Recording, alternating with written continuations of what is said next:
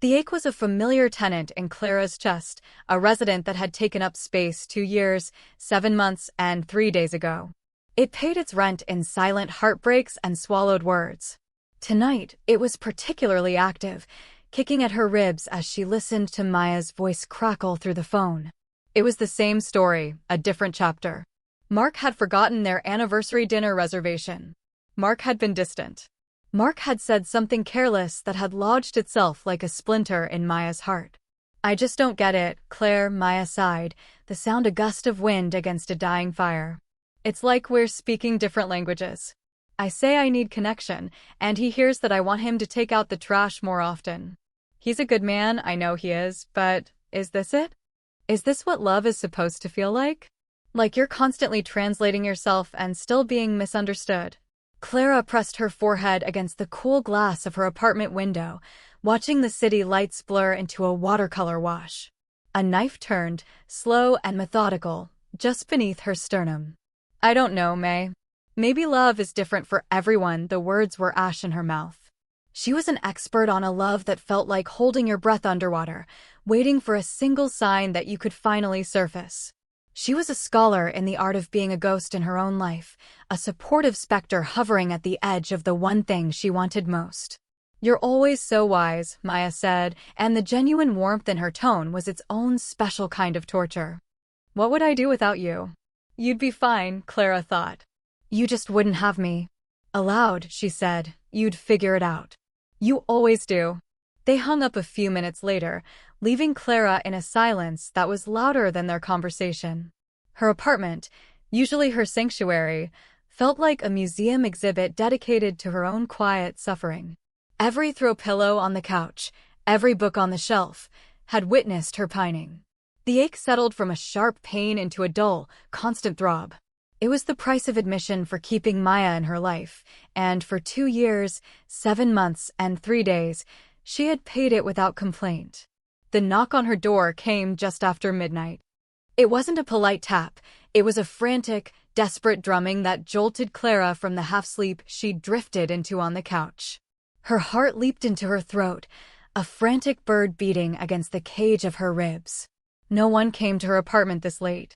She scrambled to the door, peering through the peephole. A distorted, rain-slicked version of Maya stared back. Her perfect, charismatic facade was shattered. Her hair was plastered to her cheeks, dark mascara tracking rivers down her face. She was crying a raw, silent sob that shook her entire body. Clara's hands fumbled with the locks, her own pain forgotten, replaced by a surge of protective instinct so fierce it stole her breath. She swung the door open, and Maya practically fell into her arms, collapsing against her like a building surrendering to demolition. "He ended it," Maya choked out, her words muffled against Clara's shoulder. He said he feels it too. The disconnect. He said he thinks we're just better as friends." Clara held her, her own body rigid with shock and a terrible, treacherous spark of something that felt dangerously like hope. She crushed it instantly, burying it under a wave of sympathy for her friend. She guided Maya inside, shutting the door on the cold, wet night. She led her to the couch, the very spot where she had been nursing her own heartache just an hour before. She wrapped Maya in the thickest, softest blanket she owned, the one she reserved for her worst days. She made tea, her hands moving on autopilot, her mind a maelstrom of conflicting emotions. Pity, anger at Mark, and that insidious, shameful flicker of relief. Maya sat huddled in the blanket, a small, shivering island in the vastness of Clara's quiet living room. She took the mug of tea with trembling hands, the ceramic rattling against the saucer. "I feel so stupid," she whispered, not looking up. "Like I should have seen this coming. Like I've been acting out a part in a play and just forgot my lines." "You're not stupid," Clara said, her voice softer than she intended. She sat down on the edge of the coffee table, facing her. "You're just hurt." They sat in silence for a long time, the only sounds the gentle hiss of the radiator and the quiet, shuddering breaths Maya took.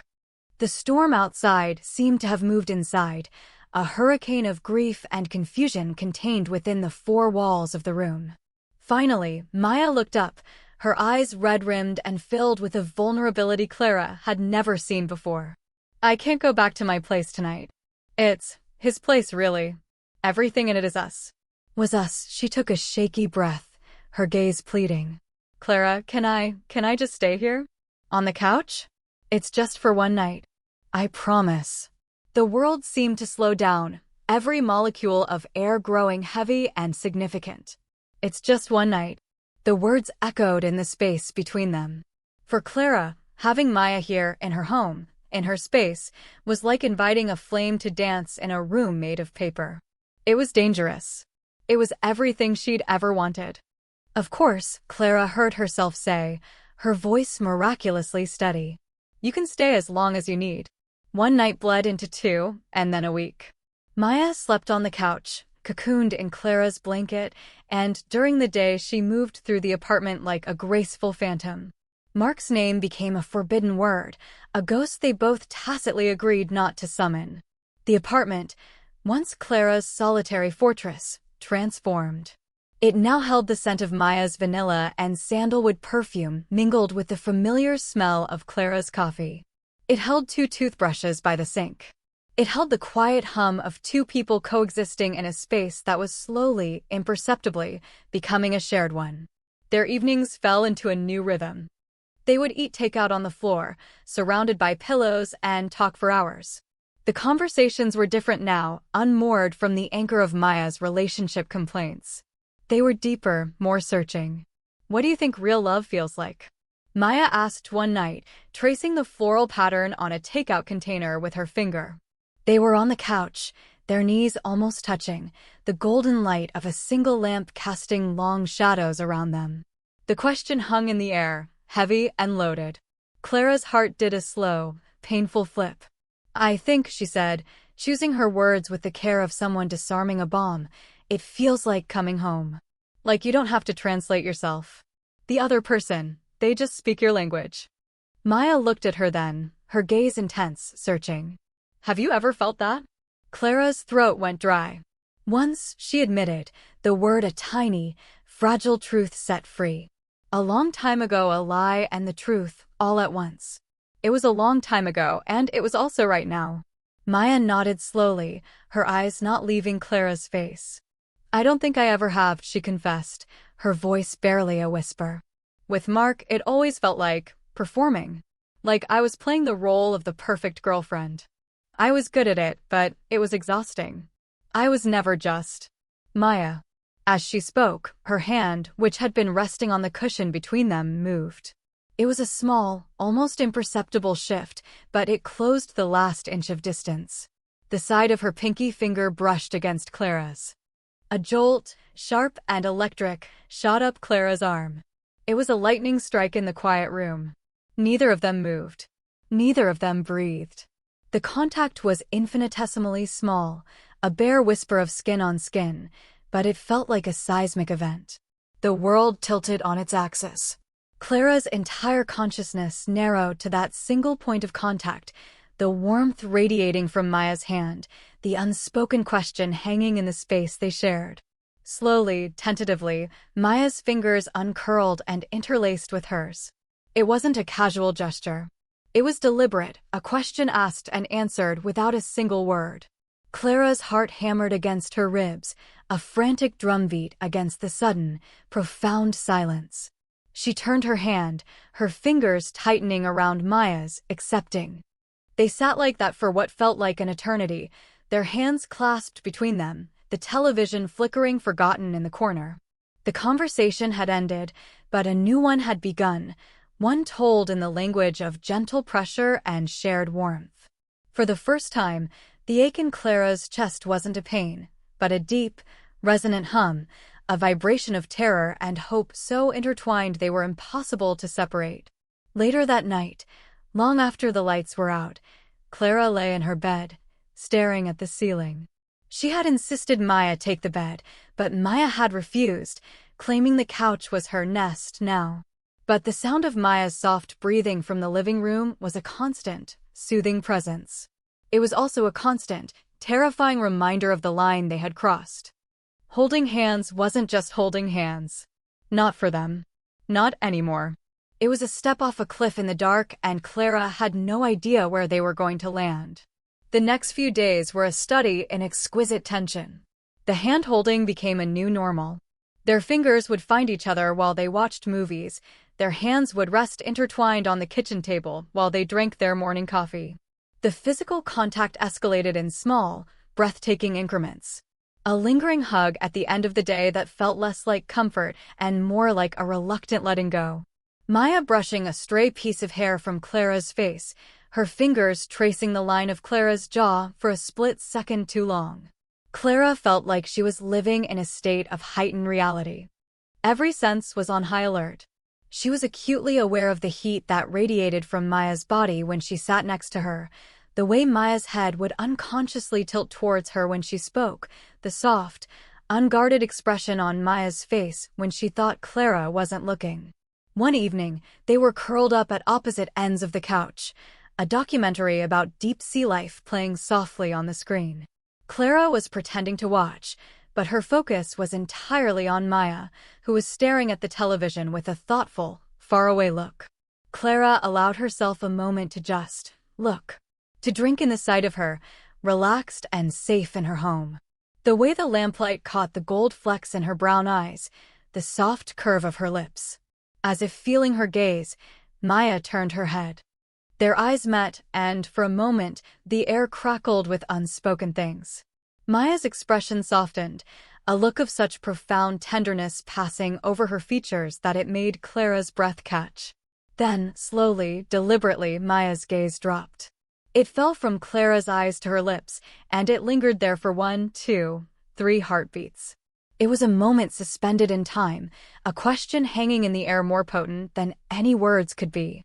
The world narrowed to the space between them, the inches that suddenly felt like an uncrossable chasm and no distance at all. Clara's heart stopped. This was it. The point of no return. But then, as quickly as it happened, it was over. Maya's eyes flickered back up to meet hers, a flush creeping up her neck. She blinked, pulling her gaze away and turning back to the television as if nothing had happened. She tucked a piece of hair behind her ear, a nervous, jerky movement that betrayed her attempt at nonchalance. The spell was broken, but the echo remained. The world had tilted, and now it refused to right itself. Clara couldn't breathe. She had seen it. She wasn't imagining it. That look, that brief, charged moment, had changed everything. It was no longer just Clara's secret longing. It was something else. It was something shared. And that was infinitely more terrifying. For the next 2 days, Clara was a ghost in her own apartment. She created distance, a small, protective buffer of space around herself. She was terrified. Terrified of what she'd seen in Maya's eyes, terrified of the hope that was now a raging fire in her chest. If she let it burn, it would consume her. If she was wrong, the devastation would be absolute. Losing the friendship after coming this far would be a wound she would never recover from. She made excuses to be in her room. Working on a deadline, she kept her hands to herself, her answers to Maya's questions polite but brief. She was building a fortress, brick by painful brick, to protect a heart that was already hopelessly besieged. On the 3rd evening of this self-imposed exile, Maya had had enough. Clara was rinsing dishes in the sink, her back to the room, when Maya's voice cut through the sound of running water. It was quiet, but held a steel edge Clara had never heard before. "What's wrong?" Clara flinched, her shoulders tightening. She kept her eyes on the suds in the sink. "Nothing's wrong. I'm just busy." "No," Maya said, her voice closer now. Clara could feel her presence just behind her. "Don't lie to me, Clara. Not you. You've been hiding from me for 3 days, and I want to know why." Clara turned off the water, the sudden silence deafening. She gripped the edge of the sink, her knuckles white. She couldn't turn around. She couldn't face her. "I don't know what you're talking about." A soft sigh. Then, a gentle hand on her shoulder. The touch was electric, undoing all of Clara's careful defenses in an instant. "Please," Maya whispered, her voice thick with emotion. "Look at me. What aren't you telling me?" Slowly, reluctantly, Clara turned. Maya was standing so close, her face etched with concern and a deep, raw hurt. The fortress crumbled into dust. Clara's carefully constructed composure shattered. She had no words, only the wild, terrified look in her eyes. Maya's expression softened, her thumb stroking Clara's shoulder. "Is it me?" she asked, her voice impossibly gentle. "Did I do something?" That night, on the couch, Clara could only shake her head, a single tear escaping and tracing a hot path down her cheek. Maya's own eyes welled up. "Then what is it?" "Because I feel like I'm going crazy, Claire. Ever since I got here, my whole world has been turned upside down. Everything I thought I knew, everything I thought I wanted, it doesn't make sense anymore." She took a shaky breath, her gaze dropping to Clara's lips again, but this time, it stayed there. "I've been trying to figure out what's wrong with me," Maya continued, her voice dropping to a raw, trembling whisper. "Why breaking up with Mark felt more like a relief than a tragedy. Why being here with you feels more like home than my own apartment ever did." Her eyes lifted back to Clara's, shining with unshed tears and a dawning, terrifying realization. "I've been thinking about kissing you," she confessed, the words tumbling out in a rush, as if she couldn't hold them back a second longer. "For days. I can't stop. And it's scaring me to death, because you're my best friend, and I can't lose you. But I think maybe I'm not as straight as I always thought I was. Or maybe it's just you." The confession hung in the air between them, a fragile, shimmering thing. It was everything Clara had ever dreamed of hearing and everything she had been terrified of. The ache in her chest, the one she had carried for years, bloomed into something vast and overwhelming, a feeling so immense it had no name. It was terror and elation, grief for the lost years and a dizzying hope for the future. Maya's face was a canvas of fear and desperate honesty. She was waiting for Clara to say something, to do something, to shatter this fragile moment or build it into something real. All the carefully constructed walls, all the years of silent pining, all the fear of rejection, it all fell away. There was only Maya, standing in her kitchen, offering up her own terrified, confused, beautiful heart. "Maya," Clara breathed, her own voice trembling. The sound of her name on her own lips was a surrender. She reached up, her hand shaking, and cupped Maya's cheek. The skin was soft, damp with tears. "You think it's just been days for you?" Confusion flickered in Maya's eyes. "What do you mean?" A watery, hysterical laugh escaped Clara's lips. It was the sound of a dam breaking. "Oh, Maya. For me, it's been 2 years, 7 months, and 11 days." The specificity, the sheer, painful accuracy of it, was its own confession. It was the whole truth, laid bare in the space of a single breath. Understanding dawned on Maya's face, followed by a wave of something that looked like awe, and then a profound, heart-wrenching regret. "Oh, Clara," she whispered, her own tears starting to fall freely now. "All this time? You felt, and I never knew. How could you?" Clara said, her voice thick. "I was the supportive friend. It was my role. I was so scared of losing you." "You're not going to lose me," Maya said, her voice fierce with sudden certainty. She covered Clara's hand with her own, pressing it more firmly against her cheek. Her eyes were shining, the fear replaced by a breathtaking resolve. "You are never, ever going to lose me." Her gaze dropped to Clara's lips one last time, but now there was no hesitation. There was only a question, asked with her eyes. And then, her voice a thread of sound in the quiet room. "Clara, can I kiss you?" It wasn't a demand. It was a plea. A request for permission to step into a new world. Clara could only nod, her throat too tight for words. Maya leaned in, closing the final inch between them. The first brush of her lips against Clara's was impossibly soft, tentative, a feather-light touch of discovery. It was a question, a confirmation. Clara gasped, a small, shaky sound, and leaned into it, answering the question with one of her own. And then the kiss deepened. All the years of unspoken longing, all the pent-up tension, all the fear and hope and confusion melted away into this one, perfect point of contact. It was hesitant at first, and then it became certain. It was gentle, and then it became urgent. It was the taste of salt from their shared tears and the sweet, undeniable taste of homecoming. Clara's hands moved from Maya's cheek to tangle in her soft hair, pulling her closer, trying to erase any remaining space between them. Maya's arms wrapped around Clara's waist, holding on tight as if she were an anchor in a storm. It wasn't just a kiss. It was a conversation they had been waiting their whole lives to have. It was relief and validation and the start of something terrifying and beautiful. When they finally broke apart, they were both breathless, resting their foreheads together, their chests rising and falling in unison. The air was thick with the aftermath, charged and electric. "Oh," Maya breathed out, the word a sigh of wonder. "Wow." "Yeah," Clara managed to whisper, her eyes still closed, trying to commit every second of the last minute to memory. "Wow." They stood like that for a long time, simply breathing each other in. The world outside, with its rules and its expectations, had ceased to exist.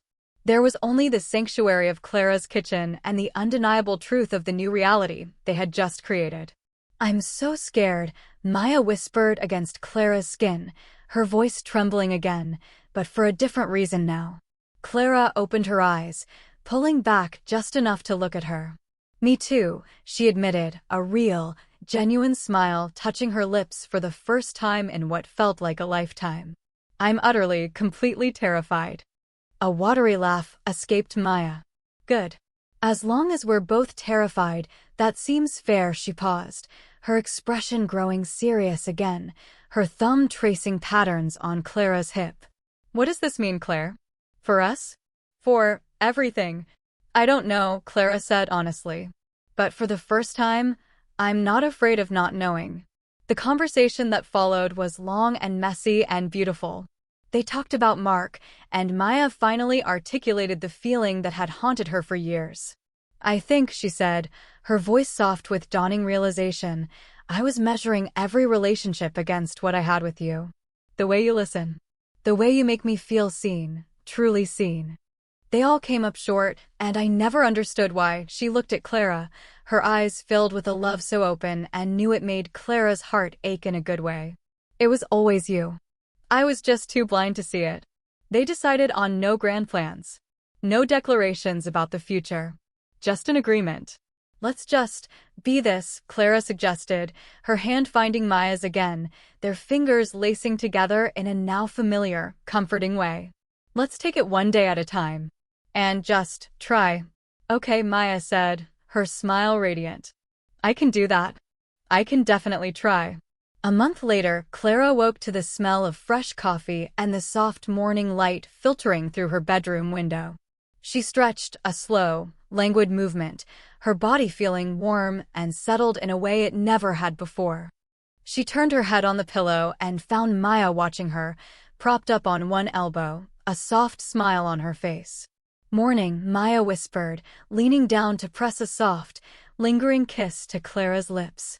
"Morning," Clara murmured back, her voice husky with sleep. The couch in the living room was still there, but it was no longer Maya's bed. It was just a couch again, a place where they curled up together to watch movies, their legs tangled, their hands always finding each other. The ex-boyfriend situation had been handled with a quiet, clean break. A phone call that was more closure than conflict. The world had shifted, and they had shifted with it, falling into a natural rhythm that felt as easy as breathing. Maya got out of bed, pulling on one of Clara's oversized t-shirts, and padded into the kitchen. Clara watched her go, a feeling of profound, unshakable peace settling over her. The ache in her chest was a distant memory, a scar from a battle long since won. It had been replaced by a warmth that spread through her entire body, a quiet certainty that this, right here, was real. She followed Maya into the kitchen and wrapped her arms around her from behind as Maya poured coffee into their favorite mugs. She rested her chin on Maya's shoulder, breathing in the familiar, comforting scent of her perfume mixed with the rich aroma of coffee. "It's funny," Maya said, leaning back into the hug. "I told you it was just for one night." Clara smiled against her shoulder, her heart full to bursting. The memory of that desperate, rainy night felt like a lifetime ago. The fear, The pain, the uncertainty, it had all been a prelude to this. To this simple, perfect morning. Her hands had stayed until morning, and then they had simply never left. Clara understood, with a certainty that settled deep in her bones, that she was finally home.